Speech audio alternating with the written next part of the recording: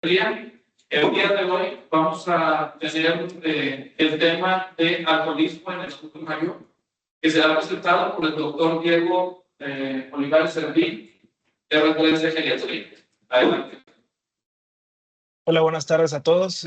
Mucho gusto. Como ya me presentó el doctor Abel, soy Diego Servín, residente de tercer año. Antes de empezar, quisiera agradecer a la doctora María Fernanda Contreras, médico externo de geriatra, que me asesoró para esta clase, y a mi compañera, la doctora Julia Harman, residente de cuarto año de geriatría.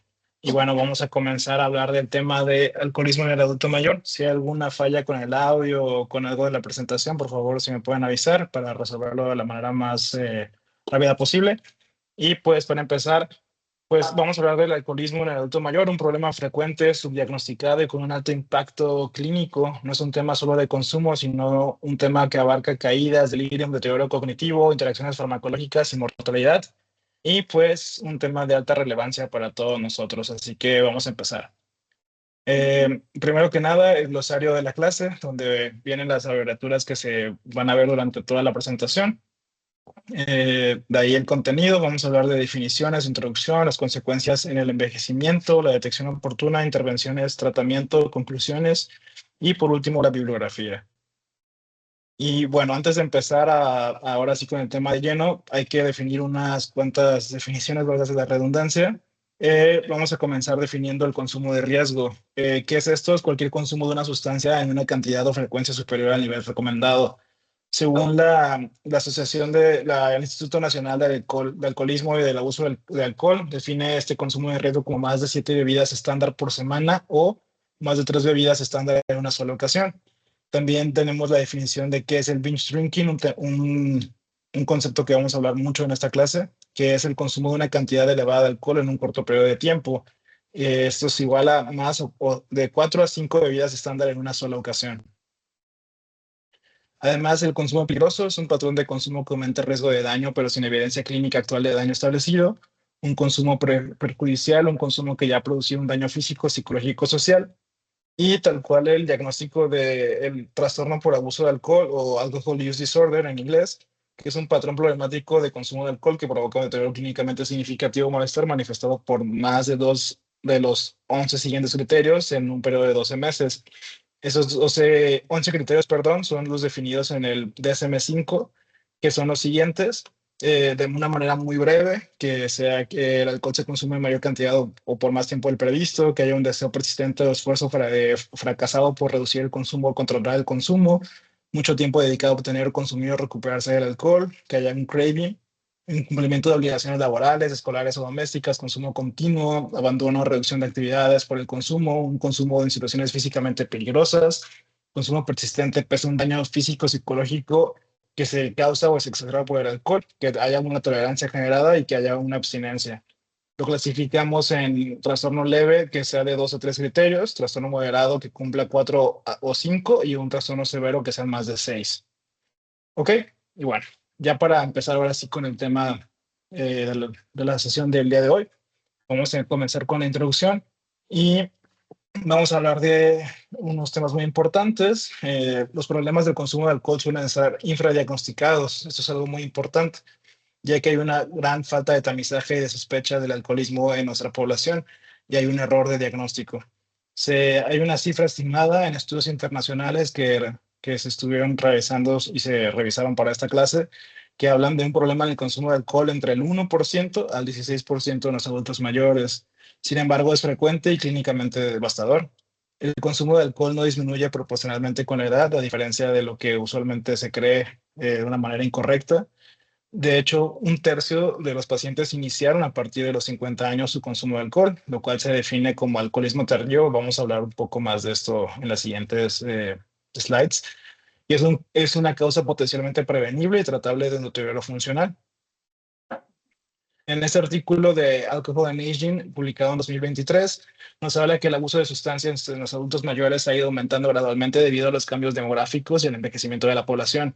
En especial, gracias a la generación de baby boomers, las personas que nacieron en 1946 y 1965, tuvieron una exposición a alcohol y drogas en su juventud. Recordemos toda la época de los hippies en los 60, 70. En 2006, la prevalencia del abuso de sustancias en personas mayores de 50 años aumentó del 2.8 a 5.7 millones. Y la población de más de 65 años está creciendo rápidamente, como lo hemos hablado mucho en las clases anteriormente, el apodado Silver Tsunami. Los baby boomers consumen más alcohol que generaciones previas, lo cual se va demostrando y se va viendo, por ejemplo, en estas tablas, en las cuales nos ponen que entre el año 2002 y 2019, el consumo mensual en mayores de 65 años aumentó un 37.7% a un 43.9%. Y en especial, un punto que hay que recordar y que vamos a estar mencionando en la clase del día de hoy, que el incremento fue más marcado en mujeres.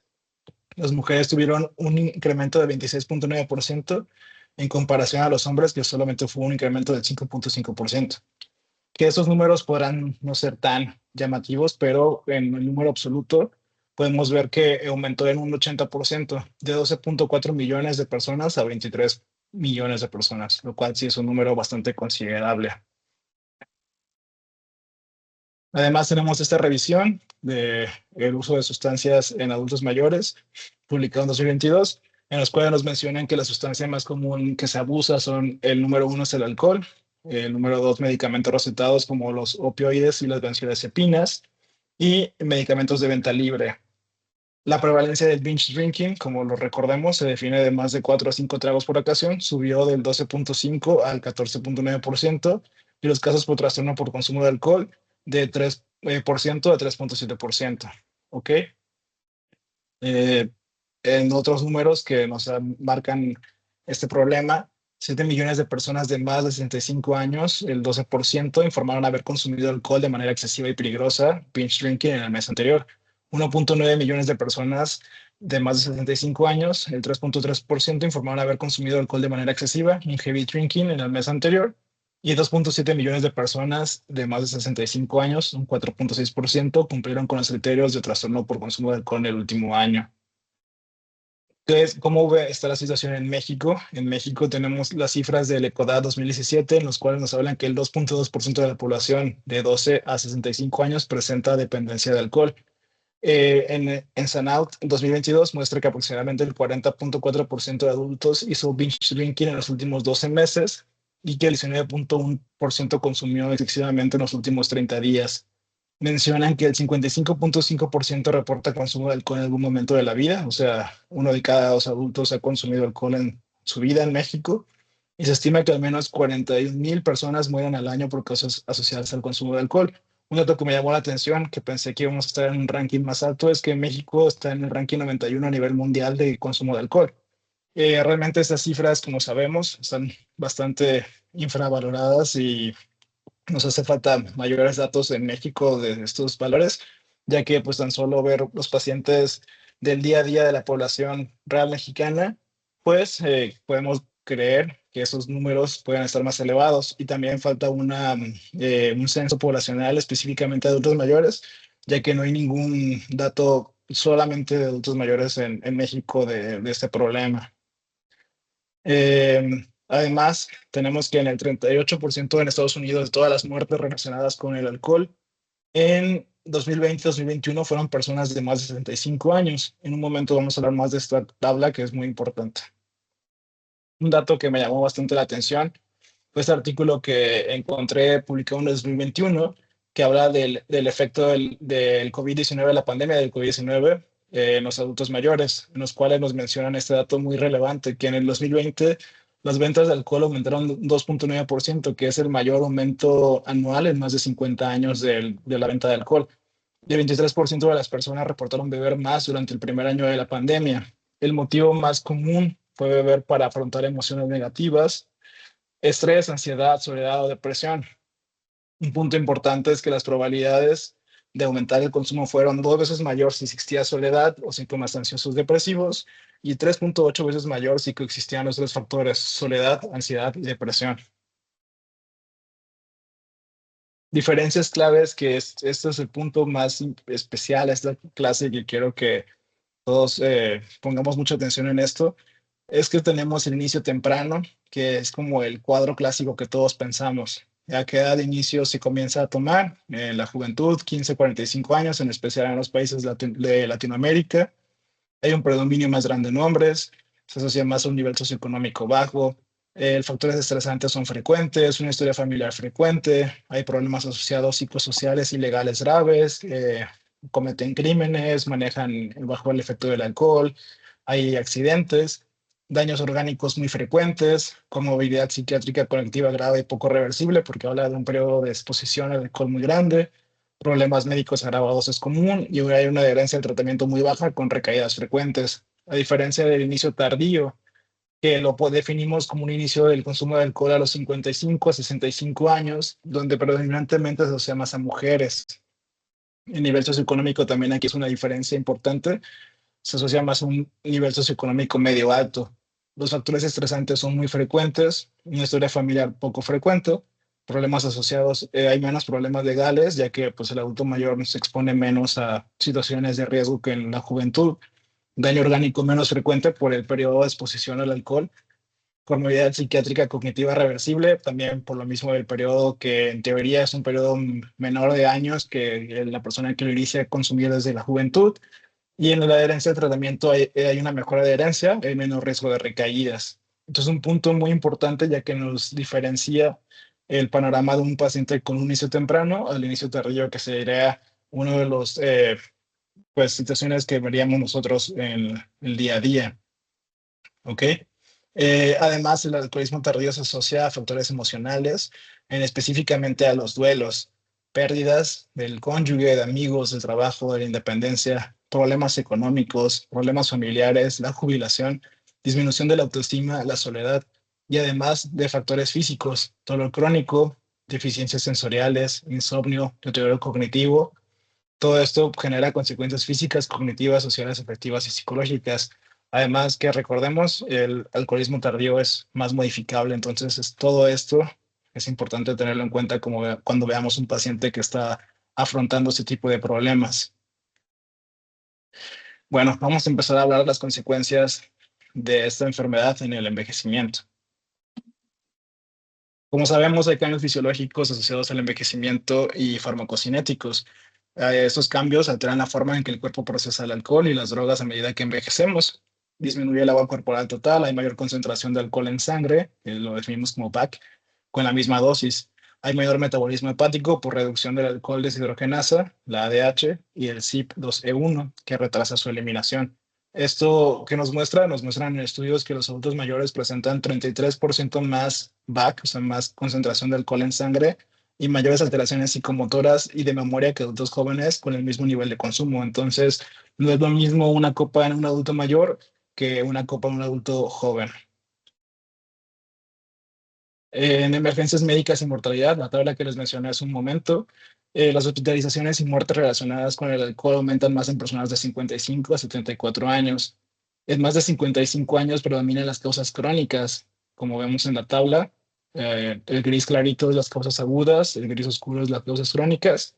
Mientras más va envejeciendo, se asocian más a esas causas crónicas de hepatopatía, miocardiopatía, cirrosis, y por cada muerte aguda de más de por cada muerte aguda en las personas de más de 55 años, ocurren 17.6 muertes crónicas, ¿ok? Entonces hay una relación mucho mayor a las muertes causadas por el efecto crónico del alcohol que por un efecto agudo. El impacto en caída es un tema que vemos muy seguido en nuestra práctica clínica del día a día. Las caídas son la principal causa de lesiones y muertes accidentales en los pacientes de más de 65 años. Uno de cada 10 adultos mayores sufre una caída con una lesión cada año. Y el alcohol triplica el riesgo de sufrir una caída y duplica la severidad de la lesión. Una caída inexplicable en un paciente mayor puede ser un marcador centinela de abuso de alcohol. Entonces, cada vez de que tengamos en nuestra práctica un paciente que nos comente que se cayó, que no sabe cómo fue esto, que no tenía ningún historial de alguna alteración de la marcha y que de repente presentó una caída muy aparatosa, hay que tener en cuenta que esto podrá ser asociado a un consumo de alcohol, ¿ok? Y obviamente investigar más al respecto. Tenemos este artículo que nos habla de las caídas en las cuales se involucra el alcohol en los adultos mayores. Tenemos aquí en el gris oscuro los casos que hubo alcohol involucrado, y el gris clarito el control, donde no hubo alcohol involucrado. Y podemos ver que los pacientes tienen caídas con impactos en la cabeza y en la cara. ¿Por qué es esto? Porque al estar bajo el efecto del alcohol, los reflejos de autoprotección se reducen. Así que los pacientes no amortiguan la caída con sus extremidades superiores, no meten los brazos, no se protegen y tienen un golpe en la cabeza, en la cara, generando un traumatismo cráneoencefálico, lo cual, como sabemos todos, pues puede llevar a un estado de emergencia muy grave. ¿Ok? El impacto en el sueño. Entre 40 y 70% de los adultos mayores reportan insomnio crónico. También es un tema que vemos muy seguido en nuestra práctica clínica, y estoy seguro que muchos de nosotros hemos escuchado que los pacientes toman alcohol para dormir, que dicen que una copa les ayuda a poder conciliar el sueño. Y aunque el alcohol reduce la latencia del sueño, fragmenta la arquitectura del sueño. Hay menos REM y más despertares. Y algo muy importante es que beber para dormir perpetúa un ciclo vicioso. El alcohol causa insomnio, el paciente bebe más para poder dormir, pero al mismo tiempo hay mayor deterioro del sueño y mayor dependencia. Entonces, si hay un paciente que tiene un binge drinking de menos de 2 veces a la semana, aumenta su riesgo un 35% de insomnio. Si el paciente hace binge drinking más de 2 veces a la semana, aumenta su riesgo de insomnio en más de 64%. Si el paciente bebe más de 12 tragos a la semana, aumenta el 30% de riesgo en despertares nocturnos múltiples. Entonces, cuando escuchamos que un paciente nuestro consume alcohol para dormir, pues sabemos que no es una buena idea para tratar de convencerlos y enseñarles que no es una buena estrategia para conciliar el sueño. Las interacciones farmacológicas. Como sabemos, 4 de cada 5 adultos mayores que beben consumen al menos un fármaco con interacción potencial del alcohol, ya que pues, los mayores fármacos que crean interacciones farmacológicas son antibióticos, antidepresivos, antihistamínicos, benzodiazepina, relajantes musculares, analgésicos no opioides, antiinflamatorios, opiáceos y anticoagulantes, que es la mayoría de los medicamentos que toman casi todos los adultos mayores que tenemos en nuestras consultas. Y esto genera, pues, por el aumento de la permeabilidad de la barrera hematoencefálica, como ya sabemos, la disminución del metabolismo hepático, el incremento de la grasa corporal, que predisponen a que haya mayor intoxicación por alcohol. Las interacciones que hay que tener muy presentes, y nada más para tocarlas rápidamente: las benzodiazepinas, como sabemos, hacen una sinergia depresora del sistema nervioso central, lo cual aumenta caídas, hay más apnesia, hay mayor riesgo de depresión respiratoria y el famoso efecto del blackout, que es esta amnesia específica. Las drogas zetas, como el zolpidem, incrementan el riesgo de caídas por 4.3 veces y amnesia. También hay un efecto famosillo relativamente que se llama traveler's apnesia, la amnesia del viajero, en los cuales pacientes consumen una droga Z y alcohol, por ejemplo, en un viaje, en un avión, y tienen un blackout durante todo el viaje. No recuerdan nada del avión hasta que aterrizan. Un avión de México a Europa de 12 horas, por ejemplo. En AINES, mayor de riesgo de úlceras y sangrado gastrointestinal, aumenta el 43% de riesgo si se consume más de 2 tragos al día. Y como sabemos, pues es una de las causas también de mayor gravedad y muy comunes de acudir al hospital de una emergencia médica. En riesgo oncológico tenemos este artículo publicado en 2018 que nos habla del riesgo del alcohol y el riesgo de generar algún cáncer por el alcohol.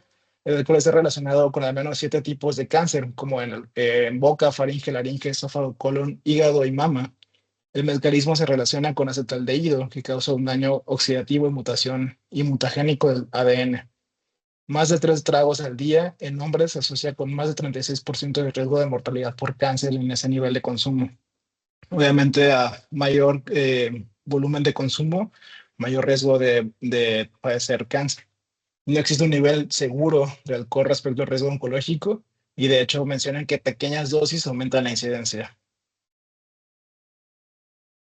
En el riesgo cardiovascular, como sabemos, el 80% de las muertes por enfermedad cardiovascular ocurren en mayores de 65 años. El alcohol es el principal contribuyente modificable en este grupo, según el Global Burden of Disease en 2022, y además genera efectos deleterios. En la hipertensión arterial incrementa el dosis dependiente, hay miocardiopatía dilatada alcohólica reversible con la abstinencia, aumenta el riesgo de la fibrilación auricular, de hecho más de 16% por cada 12 gramos al día, y la abstinencia reduce episodios de fibrilación auricular. De hecho, en la siguiente slide vemos este artículo que referenciamos de la abstinencia alcohólica y la fibrilación auricular. Este artículo publicado en 2020, perdón, incluyó adultos con diagnóstico de FA paroxístico persistente que consumían habitualmente más de 10 bebidas estándar por semana y estaban en ritmo sinusal al inicio. Los participantes del grupo de intervención redujeron su consumo de alcohol de 16.8 bebidas más menos 7 a 2.1 más menos 3.7 bebidas por semana, logrando la reducción del consumo del 87.5%.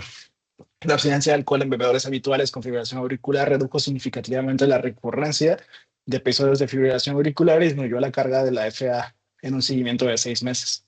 Entonces, la modificación del consumo de alcohol representa una intervención eficaz de prevención secundaria en los adultos mayores. Tenemos este debate tan controversial del vino tinto. Como hemos escuchado a través de la historia de la medicina, que mencionaban que una copa de vino al día es cardioprotectora. Ese artículo publicado en Lancet en 2018, sí, 2018, pone el foco en que el nivel de menor riesgo es cero. El análisis global integra que todos los desenlaces incluyen el cáncer y concluye que el nivel de consumo que minimiza el riesgo global de salud es cero, cercano a cero. De hecho, pues esta cita textual del artículo, "No level of alcohol consumption improves health", es muy importante ya que pues contradice esta idea de que una copa de vino es cardioprotectora. Pues no, de hecho se demostró que no existe una cardioprotección por el consumo de alcohol. Y no es que el alcohol sea bueno, es que se demostró con este otro artículo en 2022 que habían bebedores que eran más sanos y por eso había esta relación de que una copa de vino era cardioprotectora, pero se analizó pues todo el contexto de la persona y se demostró que se asociaba que tomaban una copa de vino, pero también, por ejemplo, corrían. Entonces eso era lo que los hacía realmente ser más sanos en comparación, pero realmente por el alcohol, pues no, se demostró que no hay ningún nivel de protección al consumo del alcohol. En depresión, 30% de las personas con depresión se asocian a un trastorno por consumo de alcohol y 40% de las personas con dependencia de alcohol tienen un diagnóstico de depresión y que vemos una correlación directa. Las personas que padecen trastorno por abuso de alcohol y depresión enfrentan un curso clínico de depresión más complejo, con un riesgo incrementado de suicidio y una mayor disfunción social. De hecho, hablando del suicidio, factores de riesgo que todos debemos de saber del suicidio. Sabemos que la edad es un factor de riesgo, ser hombre es un factor de riesgo, tener trastorno depresivo mayor es un gran factor de riesgo, el alcoholismo también es uno de ellos. Y si tenemos estos cuatro juntos, tenemos un riesgo combinado de 10 veces más de tener un suicidio. Entonces, cada paciente que tengamos, que sea hombre, que sea adulto mayor, que tenga depresión y que además tenga alcoholismo, hay que hacer un screening muy detallado por el riesgo tan alto que tienen de tener un suicidio. En la cognición y cerebro, el consumo dentro de límites de guías es menos de un trago al día en mujeres y menos de 2 tragos en hombres. Me imagino que esto va a cambiar pronto. No acelera el deterioro, pero el consumo superior sí. Se ha demostrado que más de 2.5 tragos al día hay un declive acelerado de las funciones ejecutivas. El envejecimiento reduce la reserva cognitiva y neuronal, amplificando el daño neurotóxico del alcohol. Entonces, todavía en adultos mayores esto es más riesgoso. Hay un potencial vínculo entre el consumo excesivo de alcohol, la neuroinflamación y la patogénesis de Alzheimer, como la hipótesis de la toxicidad glutamitérgica. Las características clínicas que apoyan el diagnóstico de demencia relacionada con el alcohol es que hay otros daños en órganos diana, que hay estabilización o mejora cognitiva después de la abstinencia y que hay una atrofia cerebelosa. Ok. Y tenemos este artículo publicado en 2022 que nos habla de el alcoholismo tardío como un síntoma de una enfermedad neurodegenerativa. Fue un estudio transversal retrospectivo en un centro académico de referencias en demencias que estudió a 1.518 pacientes de población. Su objetivo fue investigar si el inicio tardío del abuso de alcohol, que lo definieron ellos en más de 40 años, puede ser un síntoma temprano de una enfermedad neurodegenerativa subyacente en lugar de un simple trastorno por consumo de alcohol sin otra causa neurológica. Se encontraron pacientes con diagnósticos clínicos de demencia frontotemporal con variante conductual, demencia de tipo Alzheimer y afasia progresiva primaria variante semántica. La aparición del abuso de alcohol en edades avanzadas, particularmente sin antecedentes previos, puede no ser un problema de consumo aislado, sino un síntoma inicial de una enfermedad neurodegenerativa. Como vemos aquí en las gráficas, se evidenció que hasta un 7.5 de pacientes con demencia frontotemporal de la variante conductual presentaban el abuso de alcohol de inicio tardío, también la variante afásica de 4.4%, y el abuso de alcohol como primer síntoma de la demencia se asoció hasta un 5.7% en la demencia frontotemporal. Entonces, incorporar una evaluación cognitiva y neuroconductual cuando un paciente mayor presenta abuso de alcohol de inicio tardío es sumamente importante.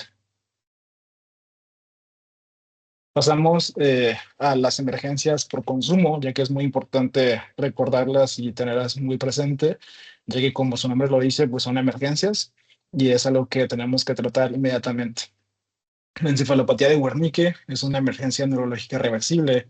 Esta es causada por la deficiencia de tiamina, que es la vitamina B1.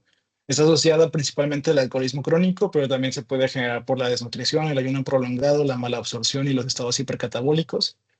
Como sabemos, la tiamina es un cofactor esencial para el metabolismo cerebral de la glucosa.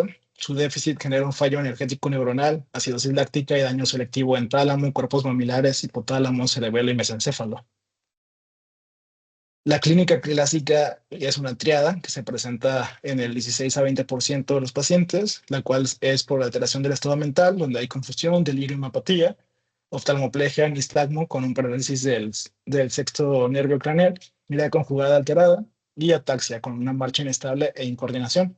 El diagnóstico es clínico, un paciente desnutrido. También puede haber un diagnóstico con una resonancia magnética, donde vamos a ver hiperintensidad bilateral en tálamos, como vemos en las imágenes, y en los cuerpos mamilares, los cuerpos mamilares y los tálamos, en T2 sin flare. La tiamina sérica no es confiable para excluir el diagnóstico. ¿Por qué? Los niveles séricos de tiamina no reflejan la disponibilidad ni la función de la tiamina en el cerebro.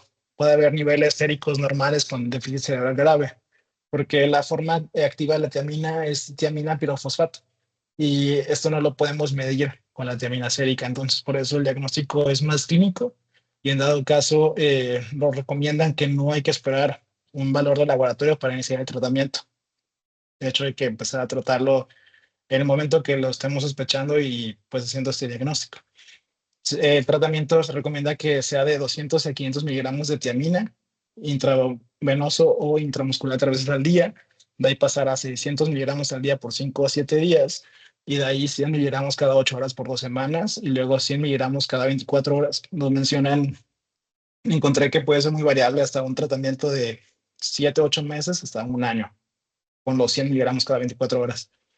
Y traspolándolo a México, usando, por ejemplo, la marca comercial pues común, que es la Bedoyecta, por ejemplo, tenemos que la Bedoyecta pues no solamente es tiamina, sino que tiene tiamina de 100 miligramos, pero tiene B6 también de 100 miligramos y tiene B12 de 1 miligramo.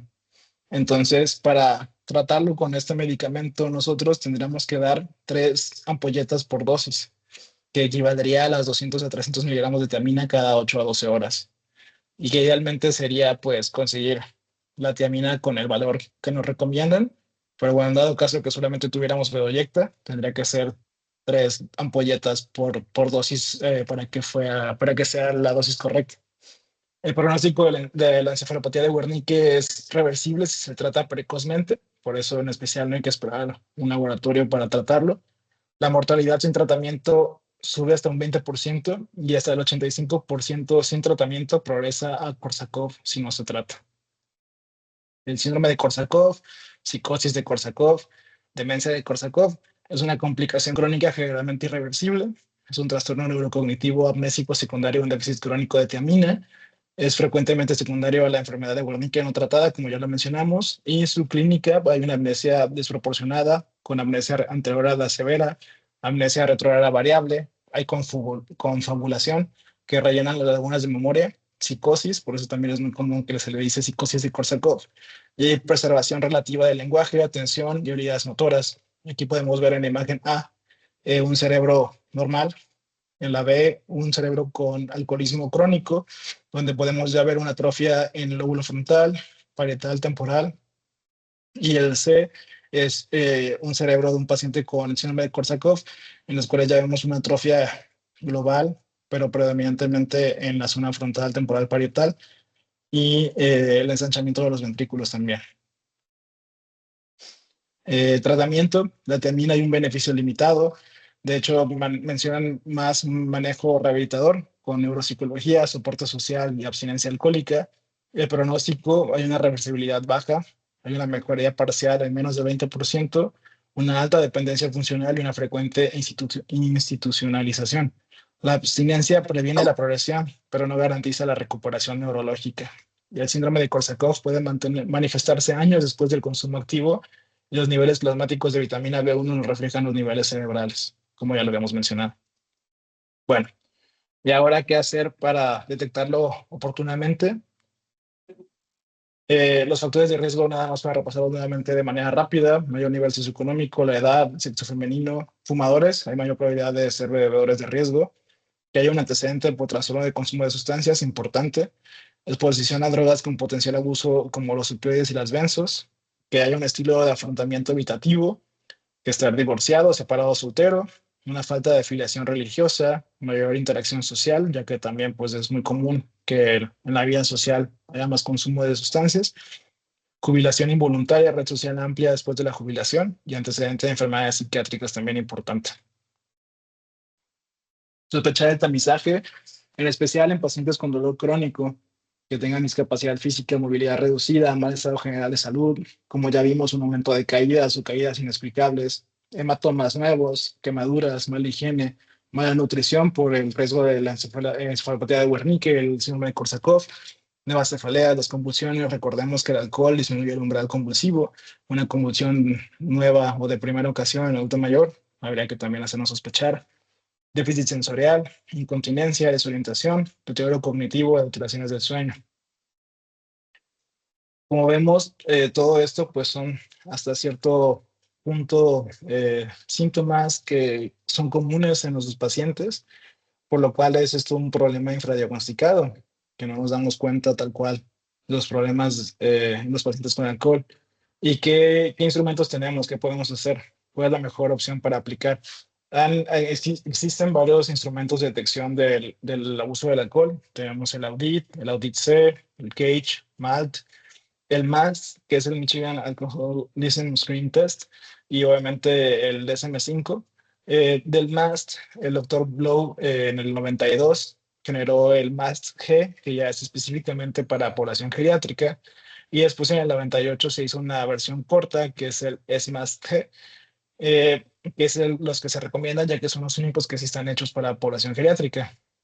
En este artículo de la Sociedad Española de Psicogeriatría, ellos hicieron la validación a la versión española de esta escala, el SMART-T, para la detección del alcoholismo en adultos mayores. Y ellos tuvieron una población de 103 adultos de más de 65 años, con una edad media de 77.8, residentes de España, de Huesca, atendidos en consulta de atención primaria. Aplicaban la versión española del SMART-T, que es una escala de 10 ítems con respuestas dicotómicas, y se comparó con el MALT, que es un test clásico de detección de dependencia alcohólica. Tuvieron de outcome que la sensibilidad fue del 92.3%, especificidad del 91.6%, un valor predictivo positivo del 52.2% y un valor predictivo negativo del 96.7%. Su punto de corte óptimo es de más de respuestas afirmativas que indican la posibilidad de un problema de alcohol. De hecho, lo que me parece muy, muy inteligente de parte de ellos es que juntaron preguntas distractoras dentro de las 10 preguntas del test. Las preguntas del test son en negritas, pero juntaron preguntas distractoras en las cuales ellos eh, se dieron cuenta que era más fácil si hacían este cuestionario con esas preguntas, para que así el paciente no se sintiera tan agresivo el cuestionario y que contestara con la verdad. Entonces, más de dos respuestas positivas indican el posible problema del alcohol. El SMART-G mostró un rendimiento similar o superior al test MALT en detectar el abuso y dependencia del alcohol en mayores, y la aplicabilidad práctica es que puede completarse en menos de 5 minutos. Los médicos de atención primaria consideran su uso sencillo y no sobrecargante. La inclusión de preguntas distractoras sobre dieta o tabaco evitó la resistencia del paciente a responder sobre el alcohol. Y las limitaciones es que fue una muestra regional relativamente pequeña, tuvo un bajo valor predictivo positivo del 52%, que fue atribuible a baja prevalencia, solo el 11.5% de alcoholismo, y se recomienda confirmar los positivos con pruebas diagnósticas complementarias. De hecho, pues el SMASG es el mejor equilibrio entre sensibilidad, especificidad y factibilidad clínica. Hay que siempre interpretar resultados junto con las caídas, polifarmacia, la prescripción inapropiada, cambios cognitivos o conductuales y hospitalizaciones recurrentes, pero nunca olvidar, y es algo muy importante, es que todo tamizaje positivo debe confirmarse con una evaluación clínica estructurada. Así que si tenemos un paciente que hicimos un SMASG, nos dio 4 puntos, pues hay que tener una evaluación específica y mayor hacia ese paciente para darnos cuenta si en verdad tiene un problema de consumo de alcohol, como hacerle todo el cribaje del DSM-5. Perlas en la historia clínica que hay que tener muy en cuenta, y en especial para los CRs pequeños, que lo tengan pues ahí guardado en su mente. El antecedente de consumo de alcohol es muy importante preguntar, la edad de inicio de los problemas relacionados con el alcohol, la cantidad y la frecuencia del consumo del alcohol pasado y actual, muy importante, si lo consumían antes, desde cuándo, qué tanto y la cantidad, no solamente es que nos digan, ah, sí, ya lo dejó de tomar hace 5 años, pero bueno, ¿cuánto lo tomó y por cuánto tiempo? Relación entre el consumo de alcohol y el funcionamiento diario. Si se dan cuenta, realmente son preguntas que si nos responden esto, nos están respondiendo casi casi el DSM-5. Afecciones médicas coexistentes, intentos previos de limitar o controlar el consumo de alcohol, trastornos mentales coexistentes, muy importante, preguntar si además padecen depresión o ansiedad, medicamentos actuales por las interacciones que pueden tener, y el consumo de alcohol para afrontar problemas de sueño, depresión, ansiedad, acontecimientos habituales, estresantes o dolor. Como ya les mencioné, recuerden, muy importante, si el paciente les menciona que consume alcohol porque está muy triste, recordar y tamizar el riesgo de suicidio. ¿Qué tratamiento recomendamos? Específicamente nosotros, los adultos mayores, lo que más se recomienda es la atención continua. ¿A qué nos referimos con eso? Hay que centrarnos en lograr la abstinencia, reducir el consumo de alcohol y mejorar la calidad de vida. Esto ayuda a los adultos mayores a participar en su tratamiento, mantenerlos motivados para cambiar la conducta de riesgo y mejorar su salud, usar múltiples tratamientos, incluyendo la farmacoterapia e intervenciones psicosociales, ya que solamente uno o de estos tratamientos no es tan útil. Siempre hay que usar tratamientos múltiples y reducir el riesgo de la recaída. Aplicar el enfoque de atención escalonada, comenzando con el tratamiento menos intensivo para el adulto mayor y aumentar la intensidad según sea necesario. Nos menciona las intervenciones breves, que vamos a hablar más adelante, derivación especialista según la necesidad, como derivarlo a un psiquiatra, un psicólogo, tratamientos específicos para adicciones, en pacientes que requieran hospitalización o que sean ambulatorios, servicio social para adultos mayores, grupos comunitarios de apoyo como los alcohólicos anónimos, que también vamos a hablar un poquito más acerca de esto. De las intervenciones que mencionamos, una intervención breve son 1 a 3 sesiones de 5 a 15 minutos donde hay un feedback personalizado, una recomendación clara y metas. Se menciona que hay una alta efectividad para el consumo de riesgo. La psicoeducación dirigida, el alcohol de envejecimiento, hablar sobre eso con los pacientes, su asociación, los riesgos, lo que genera, lo que hemos visto en la clase de hoy. Interacciones con benzodiazepinas, hipnóticos, opioides, el riesgo de caídas y delirium. Es muy importante educar y en específico psicoeducar al paciente. La entrevista motivacional, explorar ambivalencias, fortalece la autonomía, especialmente útil en el inicio tardío y el consumo emocional, reduce el consumo y mejora la adherencia. E intervenciones de multicomponentes, combinar las intervenciones breves con la entrevista motivacional, más la revisión farmacológica, más un apoyo social para generar pues una mayor adherencia al tratamiento, y programas comunitarios muestran mejor sostenibilidad. De la entrevista motivacional, sé que no es un tema que casi nosotros vemos, pero podemos usar mnemotecnia de Frames, en lo cual F es feedback, brindar una retroalimentación específica, objetiva y sin prejuicios a sus pacientes sobre su consumo de alcohol, especialmente no juzgarlos, no criticarlos, porque eso nos va a dar un rechazo a cualquier cosa que les digamos. R, responsabilidad, señala a sus pacientes su responsabilidad personal ante el cambio. Recordemos que no podemos obligar a nadie a cambiar. Esto tiene que ser una decisión propia del paciente. No podemos imponer nosotros a que ellos hagan algo. Así no funciona la psiquiatría. A, habilidad, ofrecer un menú de opciones para cambiar los hábitos del consumo de alcohol. M de empatía, un estilo de comunicación empático, escuchar activamente, comprender la perspectiva del paciente y validar sus sentimientos sin juzgar. E de self-efficacy, reforzar la creencia del paciente en su propia capacidad para cambiar con éxito, esta autoeficacia, y ese de simplicity. Intervenciones deben ser directas y relativamente breves. Las intervenciones psicosociales, psicoeducativas, motivacionales son más eficaces en los adultos mayores. ¿Por qué? Porque hay mayor sensibilidad al cambio conductual, hay menor exposición a redes de consumo en trabajos y pares, mayor valoración de su salud, funcionalidad e independencia, hay una relación médico-paciente más estable y más confiable, hay reconocimiento rápido del beneficio en reducir el consumo, refuerza la adherencia, hay mayor aceptación de educación en salud y apoyo psicológico, y hay menor resistencia a discutir el consumo si se enfoca en seguridad y autocuidado. Y, por ejemplo, en comparación con los adultos jóvenes, hay una mayor tasa de recaída a 12 meses, del 40 a 60%. Los adultos jóvenes son más impulsivos, mayor presión social, mayor comorbilidad psiquiátrica activa, menor adherencia sostenida. En cambio, los adultos mayores, tasa de recaída a 12 meses es del 20 a 35%, mayor adherencia al tratamiento, mayor estabilidad social, mayor motivación por salud y funcionalidad y menor consumo compulsivo. Las intervenciones breves que acabamos de ver reducen hasta un 34% el consumo semanal y hasta un 70% del binge drinking a 12 meses en los adultos mayores. Las intervenciones avanzadas, terapia cognitivo-conductual, se centran en ayudar a los pacientes a identificar cambios de pensamientos, sentimientos y comportamientos de conducción al abuso del alcohol. Terapia de resolución de problemas supone que encontrar la mejor solución a los problemas cotidianos reduce el estrés, reducir el estrés mejora el funcionamiento y el bienestar de las personas. Los grupos de apoyo a recuperación de 12 pasos, como los alcohólicos anónimos, una mayor probabilidad de dejar de consumo de alcohol, un mejor funcionamiento psicosocial y mayores niveles de autoeficiencia. Eh, Revisé varios artículos sobre esto porque me llamó mucho la atención que porque es tan común que escuchamos los alcohólicos anónimos, al menos yo pues nunca me había puesto a preguntar si realmente servían y si tenían un efecto tan bueno. Pero pues sí, en estos artículos vemos que aumenta la abstinencia continua y remisión. Es tan efectivo como otros tratamientos como la terapia cognitivo-conductual, además genera un ahorro de costos.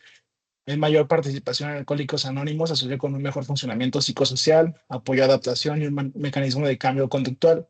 En los adultos mayores la evidencia directa es menor, pero en revisiones incluyen Alcohólicos Anónimos y reportan beneficios sociales, emocionales y variables como un soporte emocional, de depresión, soledad, satisfacción vital, al comparar mayores versus jóvenes en Alcohólicos Anónimos.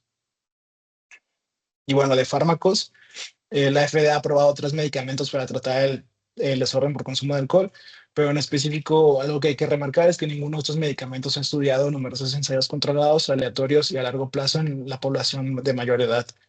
Tenemos el acamprosato de 666 miligramos cada 8 horas, que es un análogo de GABA, disminuye el craving, pero no se recomienda en adultos mayores. El disulfiram, 250 miligramos cada 24 horas, inhibe la enzima aldehído deshidrogenasa y el acetaldehído que se acumula en el cuerpo. Sabemos que genera el efecto antabús, no recomendado en adultos mayores. La naltrexona, 25 a 50 miligramos cada 24 horas, puede usarse con precaución. También reduce el craving y los efectos placenteros del alcohol. Pero recordemos, pues no hay un estudio grande que nos hable en nuestra población. Así que los podemos usar, pero con cuidado. Y la desintoxicación, el síndrome de abstinencia, pues los síntomas comienzan alrededor de las 6 horas después de suspender o disminuir la ingesta y duran hasta 4 a 48 horas la abstinencia temprana. Ahorita vamos a ver que la abstinencia puede durar muchos días más. Hay síntomas autonómicos como la taquicardia, la taquipnea, midriasis, hipertensión arterial, hipertermia, diaforesis, náusea, vómito, diarrea. Síntomas motores como el temblor de manos, temblor generalizado, las convulsiones, ataxia, trastornos de la marcha, hiperreflexia, disartria. Síntomas de conciencia, insomnio, agitación, irritabilidad, delirium, desorientación. Síntomas psiquiátricos de ilusiones, delirios, alucinaciones, ideas paranoides, ansiedad, inestabilidad afectiva, conducta combativa y desinhibición. En el síndrome de abstinencia, como podemos ver, puede llegar a durar hasta 14 días. Las alucinaciones visuales, táctiles o auditivas y las ilusiones durante la conciencia son síntomas de abstinencia moderada. Cuando empecemos a ver un paciente que ya tenga estos síntomas, pues esto nos habla de una abstinencia moderada y pueden durar hasta 6 días. La aparición de convulsiones sintomáticas agudas puede ocurrir entre 6 y 48 horas después de la última bebida, y el delirium tremens, que también es una emergencia, inicia de 48 a 72 horas después de dejar de beber. Presenta la característica de una abstinencia grave que puede durar hasta 2 semanas de la abstinencia tardía, y esto es una gran emergencia médica. Tenemos estas dos escalas, que el POS es la escala de predicción de la gravedad de la abstinencia de alcohol. Es la primera herramienta validada para identificar a los pacientes con riesgo de sufrir una abstinencia de alcohol complicada, como convulsiones o delirium tremens. Y el CWAR, que se utiliza para determinar la gravedad de los síntomas de abstinencia a medida que se experimentan activamente, pero no predice que los pacientes corran riesgo de sufrir la abstinencia. Entonces, esto es cuando ya lo tienen, y esto es para predecir a los pacientes que van a tener eh, estos problemas. ¿Y qué hacer cuando el paciente está en un síndrome de abstinencia pues de esta magnitud? Tenemos varias formas de tratarlo. Una de ellas es el esquema de fixed dose. Se administra cierta cantidad de medicamento en intervalos regulares. En las guías se recomienda una dosis máxima de 600 miligramos de diazepam o 125 miligramos de clordiazepóxido al día. Tras 2 o 3 días de estabilización, el síndrome de abstinencia alcohólica, la dosis de benzo se reduce gradualmente durante un periodo de 7 a 10 días. Pero bueno, sabemos que en nuestra población no usamos, no usamos clorhexidroxipóxido y casi no usamos diazepam. Entonces, ¿qué usamos en este caso? Se recomienda usar el lorazepam, 0.5 miligramos a 1 miligramo bioral IV cada 6 a 8 horas. Y también dejar rescates por razón necesaria, de igual de 0.5 a 1 miligramo cada 2 a 4 horas según la clínica. Aquí nos menciona las dosis totales diarias. Si hay un síndrome de abstinencia alcohólica leve moderada, podemos usar hasta 2 a 6 miligramos de lorazepam al día. Si es moderada severa, de 6 a 10 miligramos al día. Y si es una abstinencia severa o un delirium tremens, hasta 12 a 16 miligramos al día. Y también tenemos el esquema de tratamiento desencadenado por síntomas. Los pacientes deben presentar síntomas y deben realizar una evaluación regular. ¿Cómo hacemos esta evaluación? Con el CWAR. El punto de corte para iniciar el tratamiento es con una puntuación de más de 8 en la escala de CWAR, donde a partir de ahí se empieza a tratar con 5 o 10 miligramos de diazepam. La evaluación debe repetirse 1 hora después. Si los síntomas persisten, la dosis se repite cada hora hasta que la puntuación sea menor a 8. Por ejemplo, un CWAR de 8.15, lorazepam de 0.5 miligramos de oral IV, y un CWAR de más de 16 puntos, lorazepam 1 o 2 miligramos bioral o IV. Pero recordemos todo esto con mucha precaución en nuestros pacientes. Y pues por último, ya para cerrar, mensajes para llevar a casa y tenerlos en nuestras memorias. El abuso de alcohol en adultos mayores es un problema infradiagnosticado, últimamente llamado una epidemia silenciosa. Al menos un tercio de las personas mayores comenzaron su consumo de alcohol de más de los 65 años. Es importante eliminar este estigma de que creemos que los adultos mayores ya no consumen alcohol, y vemos que pues el tercio lo inician a consumir en la edad adulta mayor. El inicio tardío es más frecuente en las mujeres, a diferencia también de lo que creemos, que es un problema más común en los hombres. Pues no, es más común en el inicio tardío en mujeres. Las consecuencias del consumo crónico del alcohol pueden ser graves. En la mayoría de los asocian a problemas cognitivos, deterioro cognitivo como el síndrome de Korsakoff, comorbilidades, hepatopatía, cardiopatías, caídas, traumatismos y aumento de la mortalidad. El consumo de alcohol de inicio tardío puede suponer el primer síntoma de la demencia frontotemporal. Y la asociación de soledad, depresión y consumo de alcohol en hombres mayores multiplica el riesgo de suicidio hasta un 10%, o sea, un 10 por. En el diagnóstico se debe tener en cuenta la historia clínica. Pueden utilizarse escalas como Cage, Audit, pero si es más útil para nuestra población, el SMART-G. En el tratamiento son eficaces las medidas de intervención psicoterapéutica y algunos fármacos con precaución. Y el tratamiento de síndrome de abstinencia, delirium tremens, es una emergencia médica que requiere una intervención integral e idealmente pues una hospitalización para tratar este problema.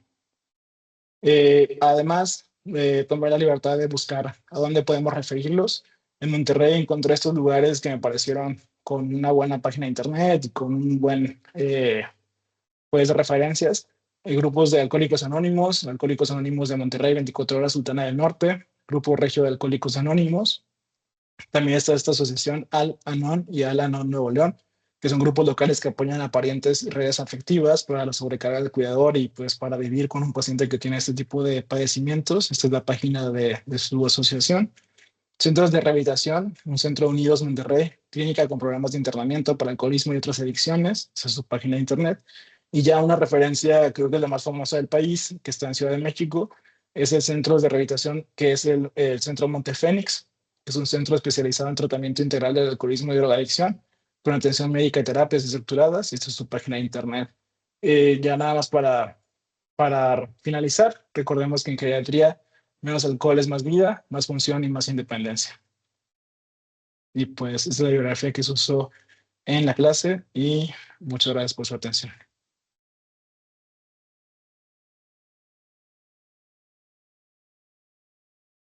¿Tiene alguien que tenga algún comentario, pregunta? Amador. Pues felicidades, Diego, muy completa. Este es un tema muy complejo, la verdad, muy amplio. Y bueno, creí que no ibas a hablar del síndrome de abstinencia, ¿verdad? Porque realmente eso es una de las emergencias y complicaciones más frecuentes que tenemos, sobre todo en los pacientes que no conocemos y que obviamente requerimos de la familia siempre. Y ese es el gran reto porque el alcohólico es un mentiroso, ¿sí? Y entonces, obviamente no podemos sacar toda la historia clínica solo con el paciente porque no lo va a aceptar. Entonces, te das cuenta en la clínica, en la consulta, cuando va con el familiar, pues que te dice, no es cierto, no sé qué, y bueno, no puedes entrar más en ese detalle con el paciente ahí. Tienes que darte oportunidad de hablar con el cuidador, ¿verdad? O la pareja. Entonces, ese es un tema muy serio y delicado porque el paciente no acepta la realidad, ¿no? Y es como el paciente que está teniendo deterioro cognitivo, ¿verdad? Y pues nos topamos ahí con pared. Entonces, me pareció muy bien que pusieras estos datos prácticos de dónde poder recurrir porque no hay muchas opciones, esa es la realidad, ¿no? Y entonces la familia tiene una necesidad importante y pues tenemos que dar argumentos para que el paciente pues se pueda involucrar, ¿no? Pero son pacientes que mucha gente no quiere ver al alcohólico, ¿verdad? Y te están hablando nada más para las emergencias o cuando hay crisis, ¿no? Pero una realidad es que hay síndromes de abstinencia no tan serios y que pues te toca en el hospital y te estás dando cuenta y luego ya estás y, preguntando más los detalles en relación al alcoholismo, ¿no? Entonces, pues cosas que debemos tener presentes. Y bueno, pues aquí nosotros no tenemos lorazepam intravenoso. Esa es otra bronca también, ¿verdad? Entonces son de los detalles que pues muchas veces requieres medicamento intravenoso y tienes que buscar opciones ahí para poder manejar la situación y luego ya irte con el oral, ¿no? Entonces, bueno, felicidades por la presentación y estar más sensibles, ¿no? Probablemente yo no sé en el metropolitano cuál sea la incidencia, ¿verdad? De etilismo, pero no debe ser tan baja también, ¿verdad? Claro, Doc. Muchas gracias por sus comentarios y sí tiene mucha razón de la dificultad de pues un interrogatorio a profundidad de un paciente con alcoholismo. Y sí, sí es una dificultad, la verdad, y en especial en el Hospital Metropolitano creo que tenemos muy limitado las opciones de tratamiento, de recursos y que también muchas veces se dificulta el tamizaje correcto de este tipo de pacientes. Muy bien. ¿Algún otro comentario? Diego, ¿sí me escuchas? Sí, Doc. Sí, muy bien. La verdad es que me escuchas, como dice Amador, estuvo muy bien completa. Yo creo que parte del reto es, primero, preguntarlo. Y preguntarlo en las consultas de seguimiento, porque muchas veces sí lo preguntamos en la historia clínica, en la valoración inicial, pero después ya no lo volvemos a preguntar. Entonces, a veces de repente nos sorprende y llega un hijo, ya tienes un año viendo al paciente y te dice, oiga, ¿puedes seguir tomando tequila y pan? Acá en los cuartos tomados, ¿verdad? Porque no me des. De tal manera que en ese momento se vuelve una parte del manejo el tratar de abordar el tema del algoritmo o cualquier otra nueva sustancia. Yo les recomendaría que revisen los estadios de cambio de Prochaska, que es un esquema de cómo apoyar a estos pacientes de acuerdo al grado de convencimiento que tienen para cambiar el hábito. Y nos sirve para cualquier sustancia y para cualquier hábito que queramos modificar, incluso nosotros mismos. Entonces, léanlo, se escribe Prochaska, y vienen descritos los diferentes estadios del cambio y cómo pueden ustedes incidir en cada uno de ellos. Muy bien. Ok. Felicidades, Muchísimas Diego. gracias, doctor. Muchas gracias, doctor. Muy bien. Bueno, pues un aplauso, por favor.